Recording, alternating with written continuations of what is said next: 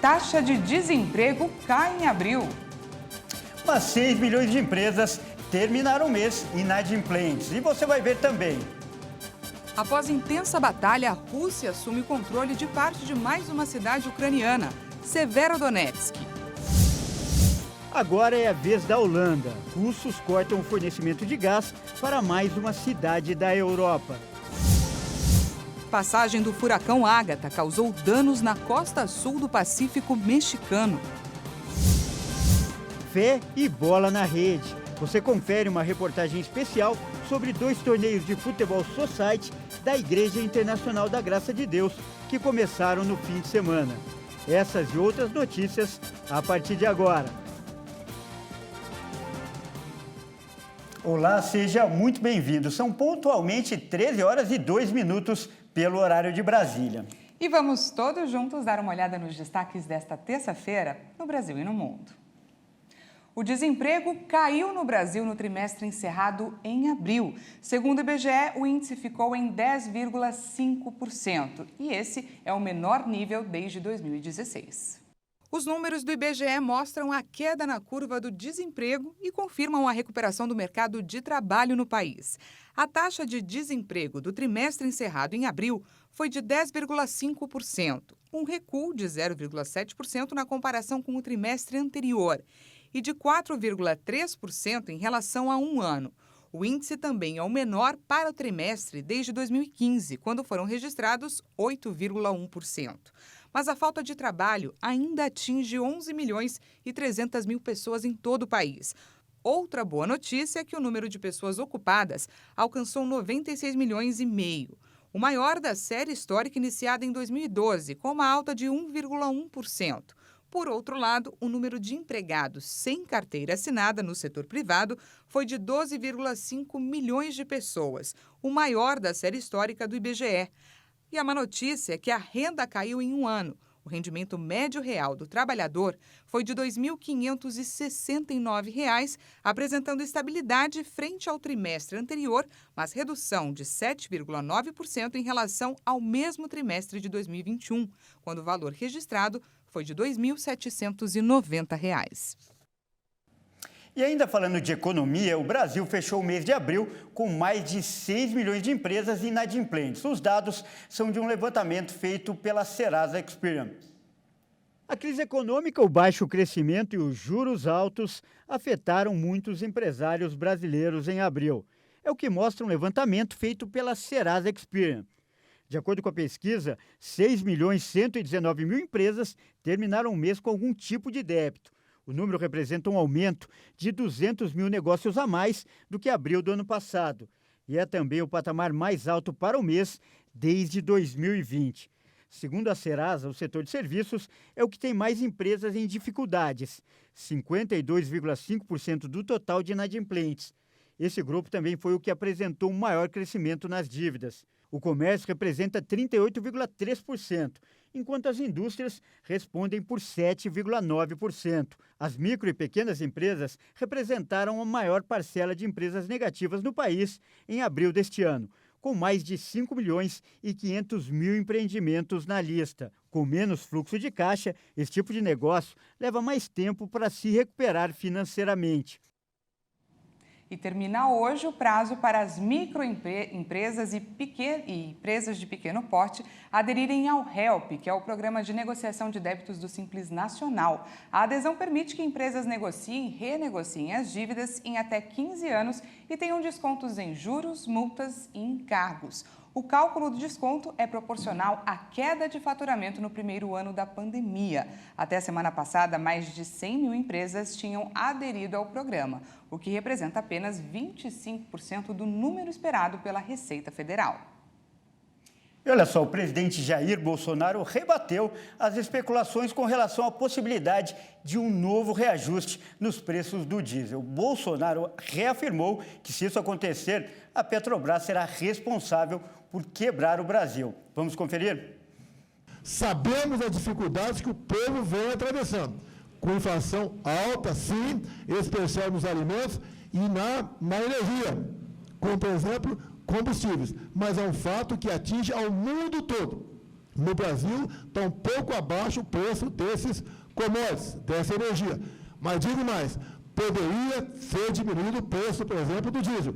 Eu zerei há 3 meses o imposto federal do diesel. Eu zerei o imposto do gás de cozinha desde o início do ano passado. Fiz a minha parte. Agora, é injusto o que acontece na questão dos combustíveis, o valor altíssimo de ICMS cobrado por governadores, que mesmo depois da gente aprovar medidas para diminuir o valor do combustível em Brasília, governadores ameaçam entrar na justiça, alguns já entraram, para restabelecer a sua receita. Nós temos que ver que a receita da população, aí incluído o pessoal seletista, o informal ou o servidor público, está bastante abalada. O mundo todo está sofrendo com isso. E nós estamos cada vez mais, de forma legal, sem interferir, buscando diminuir o preço dos combustíveis. Como é um absurdo se cobrar mais de 40% de ICMS na conta de energia elétrica. Como é um absurdo, no meu estado, Rio de Janeiro, por litro de gasolina, se pagar R$ 2,30 de ICMS. E deixo claro, com o ICMS da gasolina, por exemplo, cobrado pelo governo federal, é exatamente o mesmo. Desde janeiro, quando eu assumi, não aumentei nenhum imposto e nem criei nenhum imposto. O momento é de nós ajudarmos a população, não é fazer caixa, como a própria mídia vem divulgando.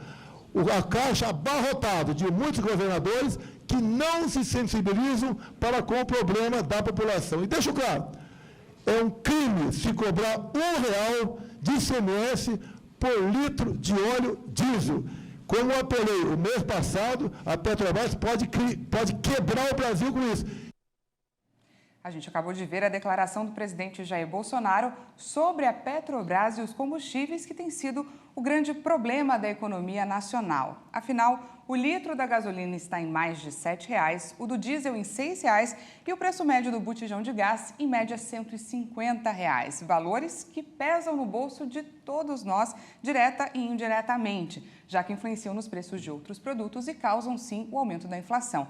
E por ser um assunto tão importante, nós vamos conversar agora com o especialista, o educador financeiro Rafael Imediato. Boa tarde, Rafael, seja muito bem-vindo.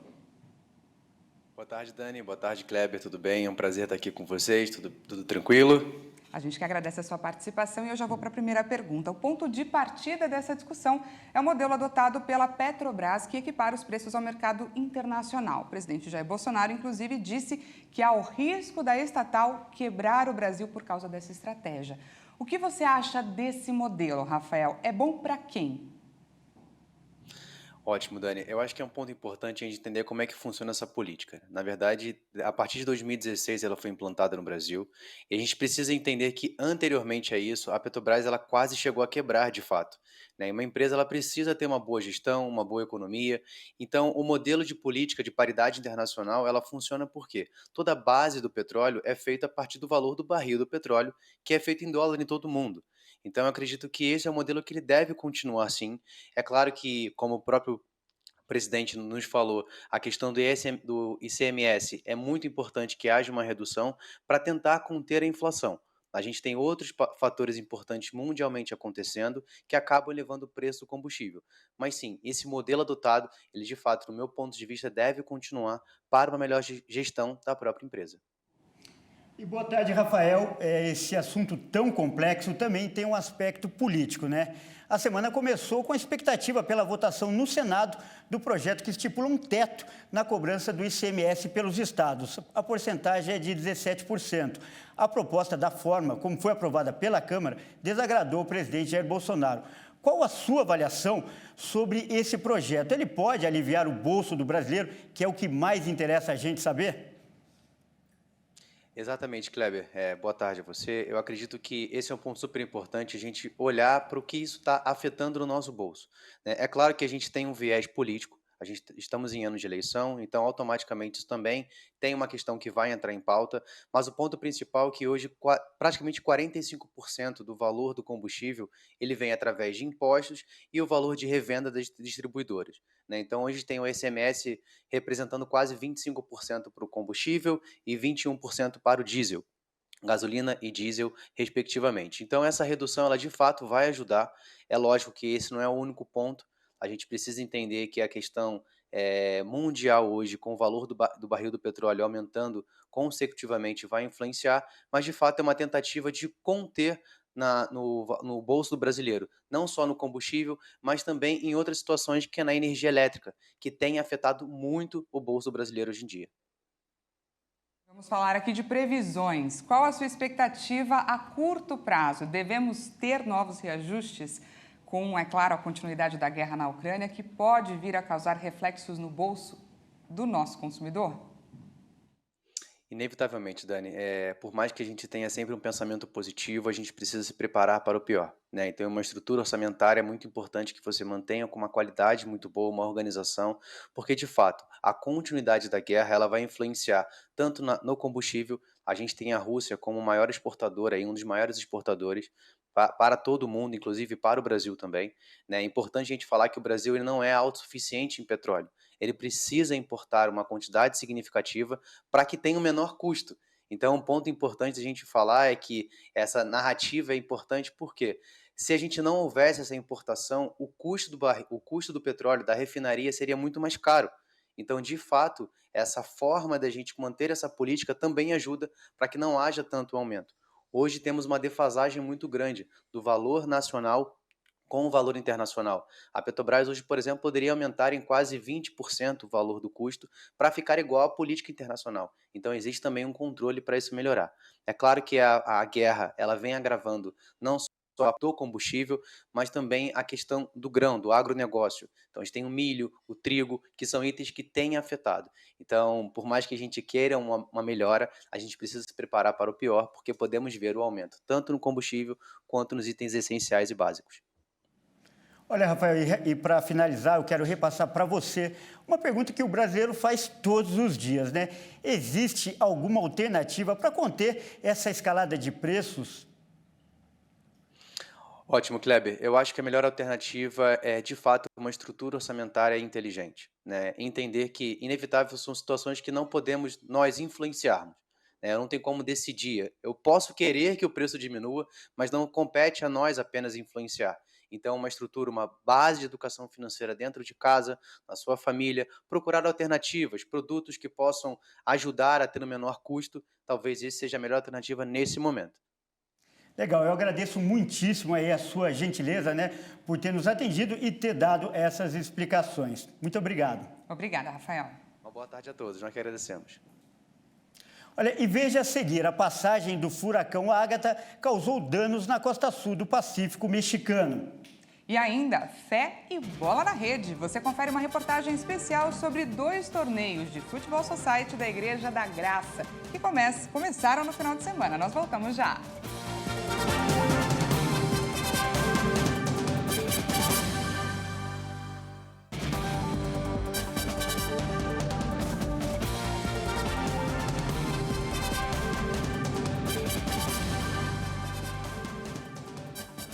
Seja bem-vindo mais uma vez, estamos de volta ao vivo, agora são 1h17.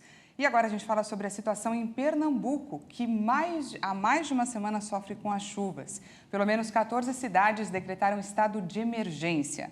As buscas por desaparecidos nos bairros do Grande Recife, onde aconteceram os deslizamentos de terra, entraram hoje no 4º dia, mas as chuvas fortes que caíram durante toda a madrugada atrapalharam os bombeiros e a defesa civil. Em alguns pontos, o trabalho chegou a ser suspenso. Segundo o último balanço oficial, 100 pessoas morreram. Só no Jardim Monte Verde, que fica na divisa entre Recife e Jaboatão dos Guararapes, foram mais de 20 mortos. Ainda há pelo menos 16 desaparecidos. O desastre também deixou mais de 6.000 pessoas desabrigadas. E o assunto agora é o conflito no leste europeu.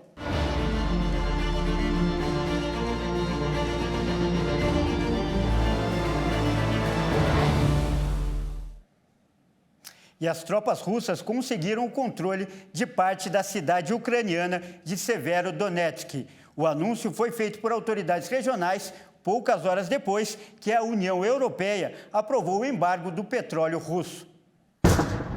Esta cidade industrial é um dos focos dos combates na região de Lugansk, no Donbass, uma área de mineração no leste da Ucrânia, onde Moscou concentra sua ofensiva depois de não ter conseguido conquistar Kiev. O exército ucraniano afirmou nesta terça-feira que os russos estão se concentrando em assumir o controle de Severodonetsk. A cidade e a vizinha Lysychansk, na outra margem do rio Donetsk, estão localizadas a apenas 80 quilômetros de Kramatorsk, a capital administrativa do Donbass, sob controle de Kiev. Ambas têm sofrido com os bombardeios russos há semanas. O Conselho Norueguês para os Refugiados afirmou nesta terça-feira que pode haver cerca de 12 mil civis em Severodonetsk, que tinha cerca de 100 mil habitantes antes da guerra. Com as forças de Moscou aumentando o controle sobre o leste da Ucrânia, a União Europeia elevou a pressão econômica sobre a Rússia com um 6º pacote de sanções, que inclui um embargo às importações de petróleo e restrições bancárias. E mais um país da Europa terá o fornecimento de gás cortado pelos russos. Desta vez, o alvo será a Holanda. E o motivo é o mesmo: os holandeses se recusaram a pagar em rublos. O grupo Gazprom anunciou nesta terça-feira que suspendeu o fornecimento para a operadora holandesa Gasterra, que se recusou a fazer os pagamentos em rublos. Como resposta às sanções impostas pela União Europeia após o início da ofensiva na Ucrânia, o presidente russo Vladimir Putin exigiu que os compradores de gás de países considerados hostis pagassem em rublos e não em euros ou dólares, em contas abertas em bancos russos, sob ameaça de suspensão do fornecimento.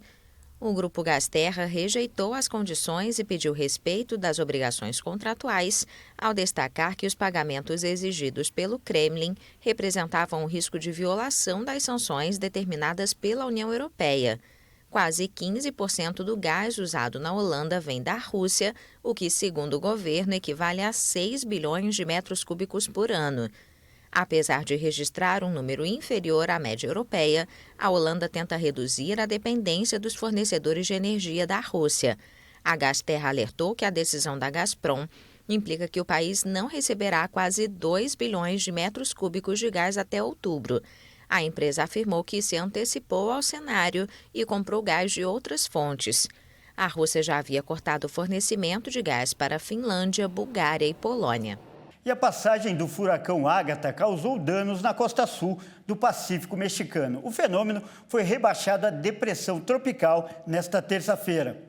O governo do estado mexicano de Oaxaca, no sul, que recebeu diretamente o impacto do fenômeno, informou que não houve feridos e que os danos materiais eram escassos.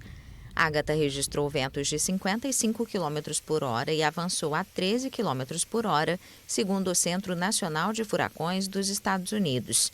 A expectativa é que o fenômeno continue perdendo força. Ágata atingiu a costa como um furacão 2 na escala Saffir-Simpson, que vai até 5, na tarde de segunda-feira, a oeste de Puerto Ángel, uma comunidade costeira de cerca de 2.500 habitantes em Oaxaca. As autoridades localizaram mais de 5 mil turistas na área, que abriga resorts populares entre turistas europeus e surfistas americanos. Ágata é a primeira tempestade da temporada 2022 no Pacífico. Todos os anos, o México sofre o ataque de ciclones tropicais nas costas do Pacífico e do Atlântico, geralmente entre maio e novembro. E esse ano é ano de Copa do Mundo, não é, Kleber? Verdade, Dani. Mas é só em novembro. Enquanto a gente espera, os membros da Igreja Internacional da Graça de Deus já colocaram a bola para rolar, não é? Verdade, Dani. Nesse final de semana, 2 competições tiveram início, né? A On Grace Cup e a Copa Graça de Futebol Society. Vamos conferir? No país do futebol, em ano de Copa do Mundo, a juventude da Igreja Internacional da Graça de Deus calçou as chuteiras e entrou em campo.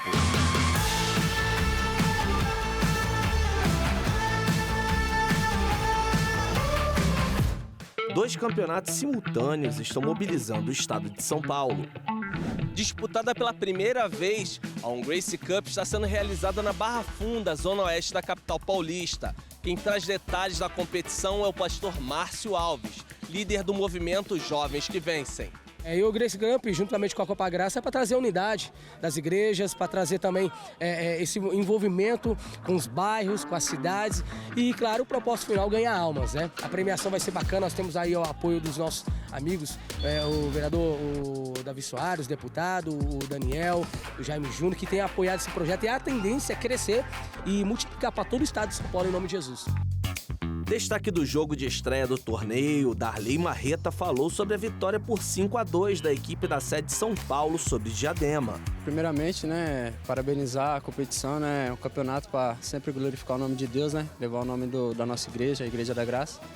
E graças a Deus a gente saiu daqui com resultado positivo, acabei ajudando o time, né. Derrotado na abertura da Grace Cup, Felipe acredita na recuperação do time de Diadema na sequência da competição. Através dessa derrota que a gente possa aprender, né, e vencer através do ensinamento, né. Agora nós vamos pegar a estrada rumo a Santos para acompanhar o início da Copa Graça 2022 na região da Baixada Santista.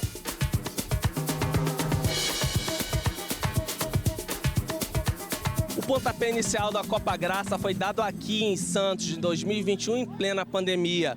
Um ano depois, o futebol volta a campo com a alegria do esporte e com a esperança de um mundo livre do vírus.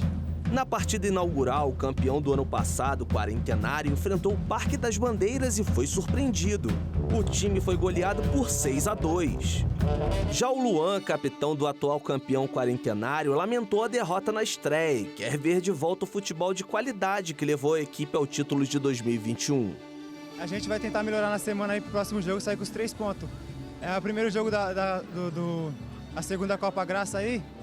A gente tem muito que acertar ainda. Os pastores Newton Bento, Wellington Silva e Eduardo Galhardo falam sobre os frutos que a Copa Graça rende após sua criação em 2021.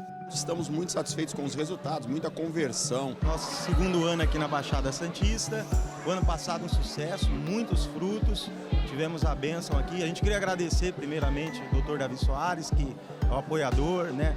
O pastor Nilton esteve conosco ano passado, também está dirigindo.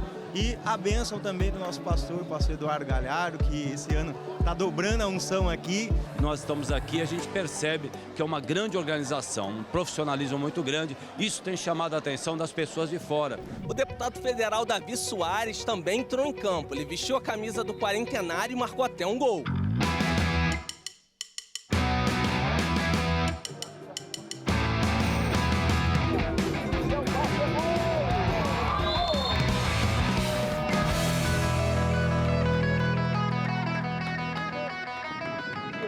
Hoje é o dia literalmente daqueles que milagres acontecem. 48 anos aí não faz trabalho nenhum e conseguiu milagrosamente estar no local certo, na hora certa. Parabéns. Então, se é possível para mim fazer um gol, você também pode fazer um gol na sua vida. Estamos juntos, Deus te abençoe. Ele também comentou a dimensão socioesportiva do evento organizado pela Igreja Internacional da Graça de Deus. Independente da questão da competição, primeiro, é que ela está se movimentando. Ela está cuidando do corpo dela. Segundo, está se integrando aí ao movimento da igreja, que sai das portas da igreja e vai alcançar também outros sítios, que exatamente ir aonde as pessoas, os pecadores, ou as pessoas que precisam ouvir a palavra, estão.